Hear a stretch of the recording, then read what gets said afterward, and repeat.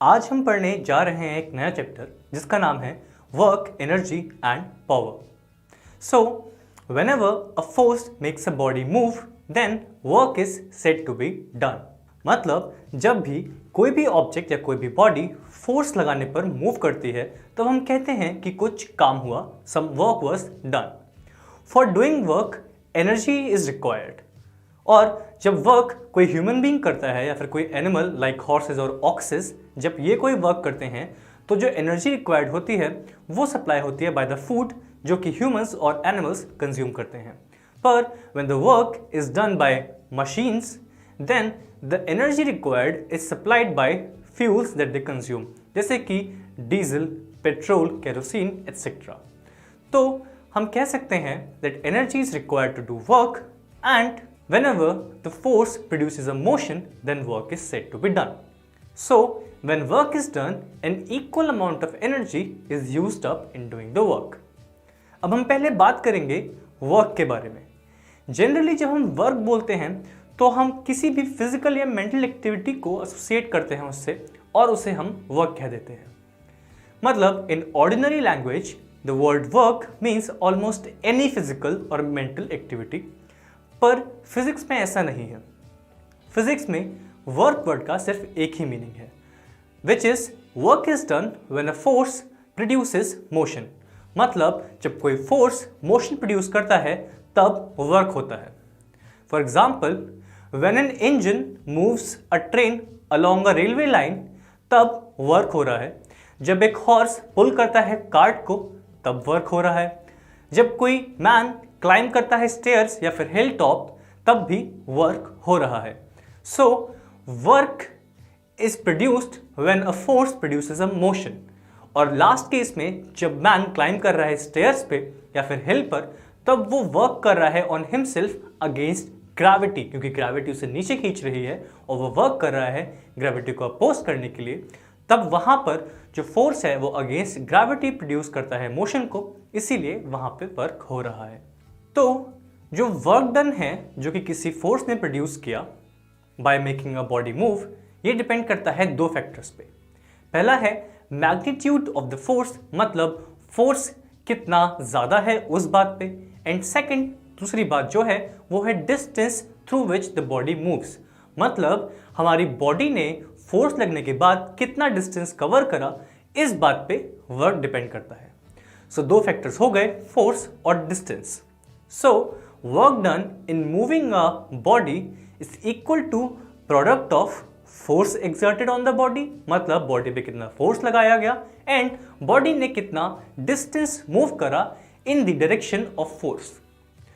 ये हमारा वर्क का फॉर्मूला देता है। तो वर्क का फॉर्मूला हो जाता है work is equals to force into distance moved in the direction of force, और work is equals to force into distance. In simpler terms हम वर्क को कैपिटल W से रिप्रेजेंट करते हैं, फोर्स को कैपिटल F से एंड डिस्टेंस को S से।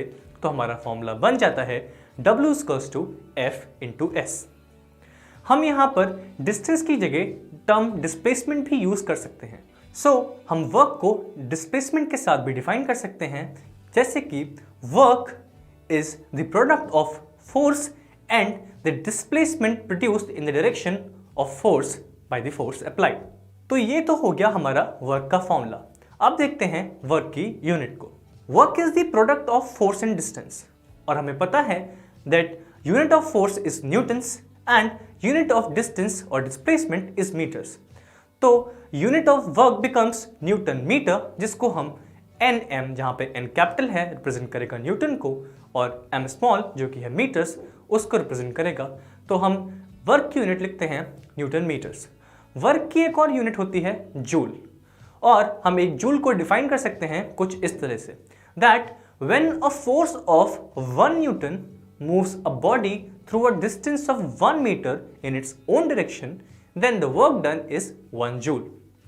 मतलब जब कोई 1 न्यूटन का फोर्स किसी ऑब्जेक्ट को उसी फोर्स की डायरेक्शन में 1 मीटर तक डिस्प्लेस कर दे, तो जितना वर्क प्रोड्यूस होगा वो 1 जूल के बराबर होगा।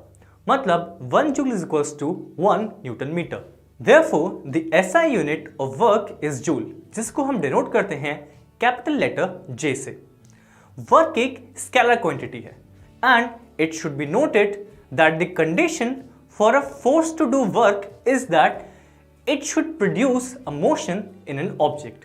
मतलब अगर हमें किसी फोर्स से वर्क प्रोड्यूस करवाना है तो ये कंडीशन होती है कि वो जो फोर्स है वो जिस किसी भी ऑब्जेक्ट पे लग रहा है उसमें कुछ मोशन प्रोड्यूस करे। मतलब अगर हमारा जो फोर्स है वो जब मोशन प्रोड्यूस करेगा तभी वर्क होगा। अगर हमारा मान लीजिए कि ऑब्जेक्ट पे फोर्स लग रहा है पर ऑब्जेक्ट मूव नहीं कर रहा है तो कोई भी वर्क उस समय वहां पर नहीं होगा। इसके लिए आप एक एग्जाम्पल कंसिडर कर सकते हैं।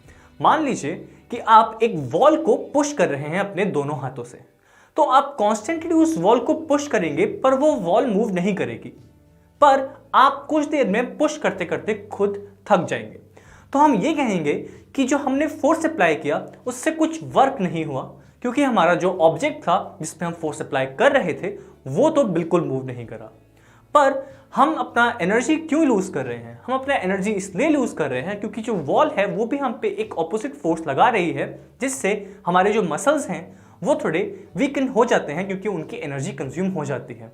इस तरीके से हम कह सकते हैं कि जो हमने फोर्स लगाया उससे वॉल में कोई भी मोशन प्रोड्यूस नहीं हुआ और इस वजह से वहां पे वर्क डन जीरो हुआ। We can also consider another example for this. आप इमेजिन कीजिए कि कोई एक आदमी किसी बस स्टैंड या फिर कहीं भी कुछ हैवी सूटकेसेस लेके अपने हाथ में खड़ा हुआ है, तो उसके हाथ में जो सूटकेसेस हैं वो उनको ऊपर लिफ्ट कर रखा है, इसीलिए शायद वो कुछ देर बाद थक जाए और उसको वो नीचे रखना पड़े। तो उसको सूटकेसेस को लिफ्ट करने के लिए उसने फोर्स लगाया, पर सूटकेसेस में कोई भी डिस्प्लेसमेंट नहीं हुआ, वो अपनी पोजीशन पर ही रहे, ना वो आगे बढ़े ना पीछे बढ़े। तो जब उनकी कोई पोजीशन चेंज नहीं हुई, मतलब कोई मोशन नहीं आया, इस वजह से जो वर्क वहां पे हुआ वो जीरो हुआ। मतलब जो वहां पे फिजिक्स की टर्म्स में वर्क हुआ वो बिल्कुल जीरो था, क्योंकि कोई डिस्प्लेसमेंट प्रोड्यूस नहीं हो रही थी। पर जो नॉर्मल वर्क, जैसे हम बात करते हैं कि वो आदमी थक क्यों गया, क्योंकि उसने कुछ काम किया, वो काम हमारी नॉर्मल लैंग्वेज में उसने करा, जो फिजिक्स के हिसाब से जो वर्क था, जिसकी वजह से कुछ मोशन प्रोड्यूस होना चाहिए था, क्योंकि अगर मोशन नहीं है तो फोर्स ने कुछ भी काम नहीं किया, वो वाला वर्क यहाँ पे जीरो हो गया। तो ये तो हमारा था वर्क। अब हम बात करेंगे वर्क जो कि ग्रेविटी के अगेंस्ट होता है, मतलब वर्क डन अगेंस्ट ग्रेविटी।